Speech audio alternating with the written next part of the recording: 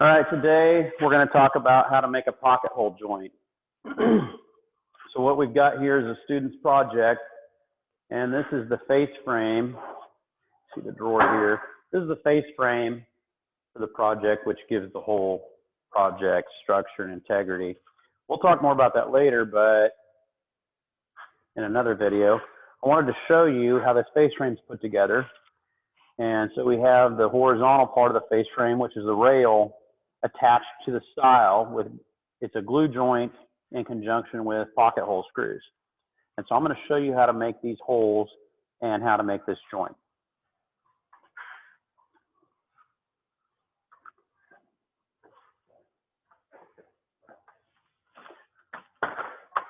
Okay,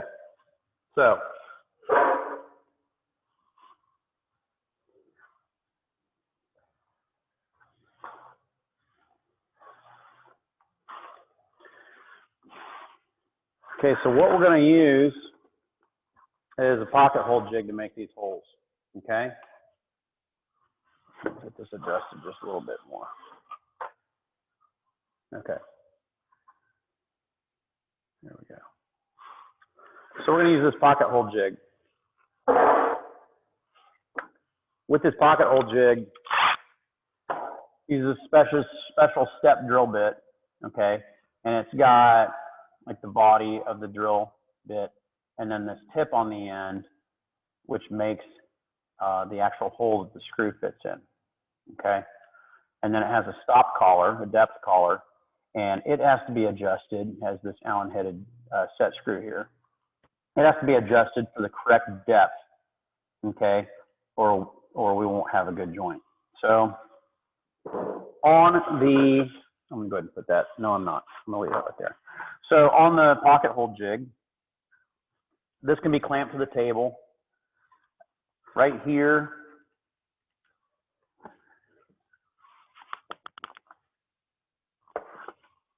why do you fight me?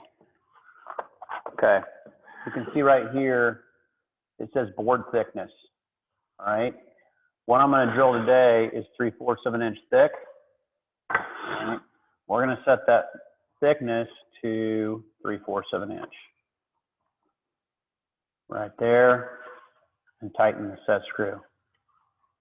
Okay, and the next thing, if you'll see on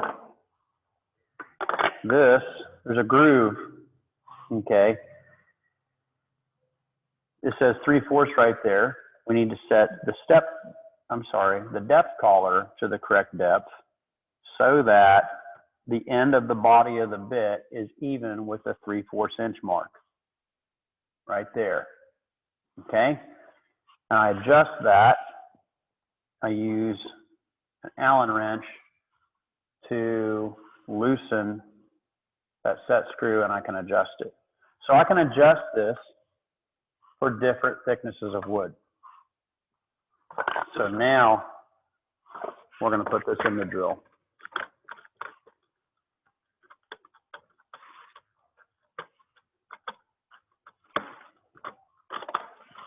All right. So the first thing I'm going to show you, we are going to join these together just like what you saw on the face frame. Okay. So if this was my rail, I want to drill this piece so we can screw it into this piece. Okay. So we're going to center this board in the pocket hole jig like so. We need to adjust this. It's adjustable right here. Okay. And then there's a stop nut right here to keep it in place so it doesn't vibrate loose. We want to adjust that so it puts tension on the board. It doesn't need a great deal of tension to hold this board in place. Okay?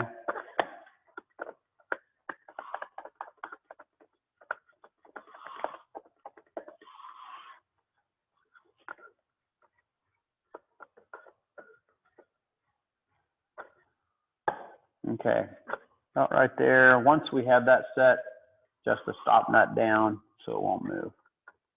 Okay? So I've got it centered. Now, the And you want it to be flat. Make sure it's tight on the bottom. This pocket hole jig has these machine drill guides. That's just going to guide the bit straight, and the depth collar is going to stop it in the correct place to make a pocket hole. So, I'll drill my holes. I'm going to do the 2 outside holes here. Okay.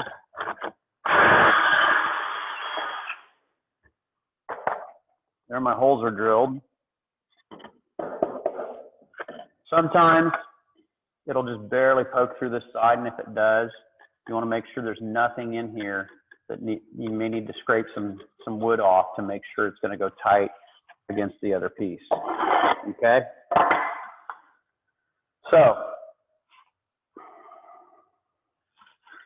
this is going to be used in conjunction with glue. This is end grain, okay? And end grain really soaks up a lot of glue. And so what I do when I'm gluing end grain is I'll put a nice coat of glue on it, and then when it's starting to set up just a little bit, I'll put more glue on because it's going to soak it in. I'm going to put more glue on, and then I glue it together, okay? So one thing that's nice to do when you're actually doing this, you want to keep these pieces nice and flat, okay?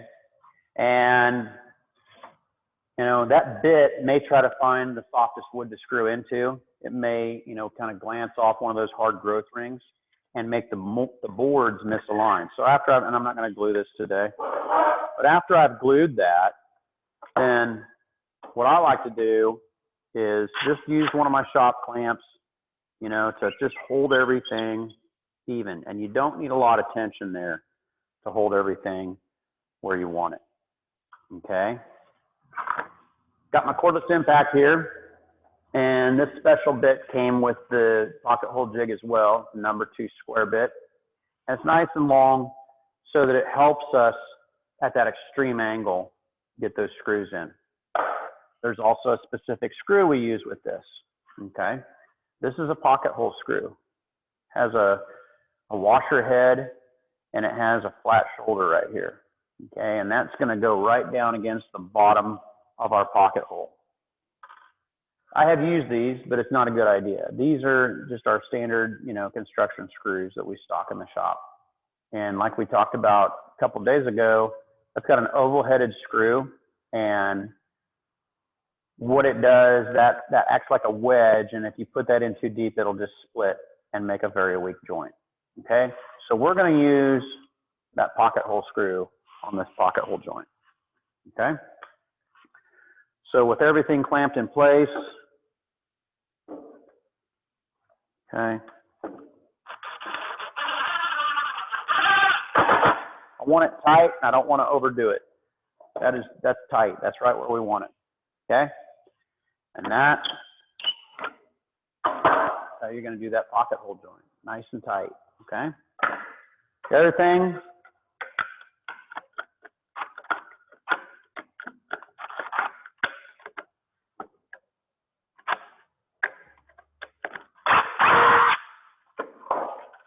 the problem with pocket holes, all the plans that kids find online these days, and there's lots of websites, I'm not going to call them out, but there's lots of websites, and it's basically geared towards people that want to build something in their garage, if they have one, with the few tools they have. And people think that, you know, the pocket hole jig is just all the rage, and they use it everywhere in the project.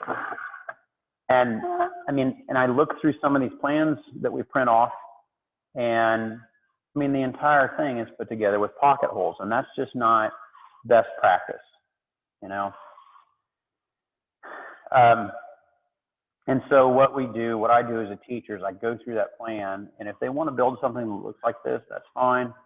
But what we do is we go back and we try to implement best practice in every step of that project. All right.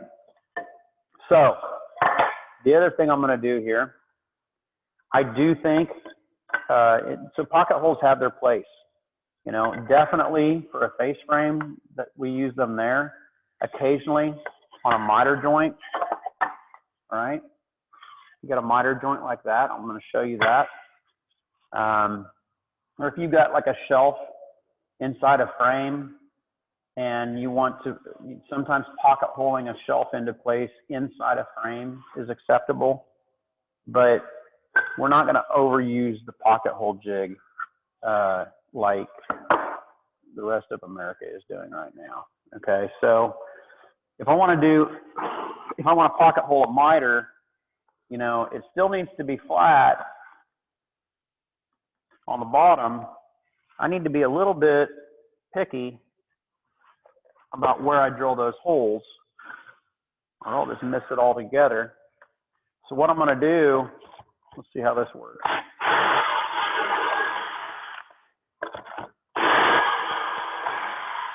Okay.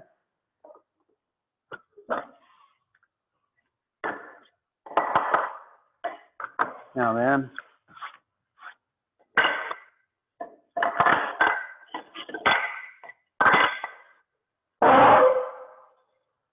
I'm going to show it to you this way. Okay. Same thing. I'm going to clamp.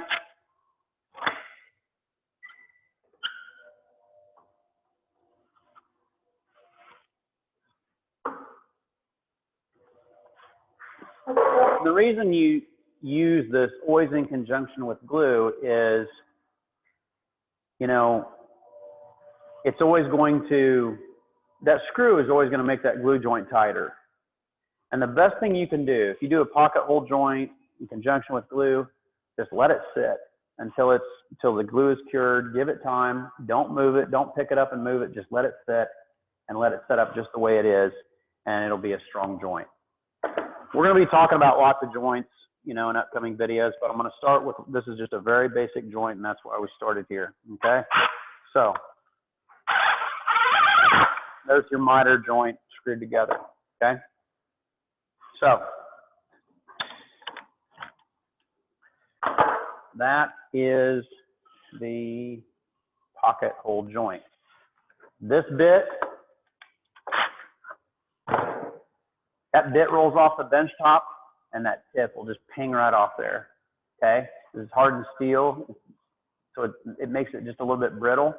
And this bit is generally about $17 to $18. All right, so when we're not using this, we want to put it back in the drawer. The worst place for it is on one of my bench tops. All right.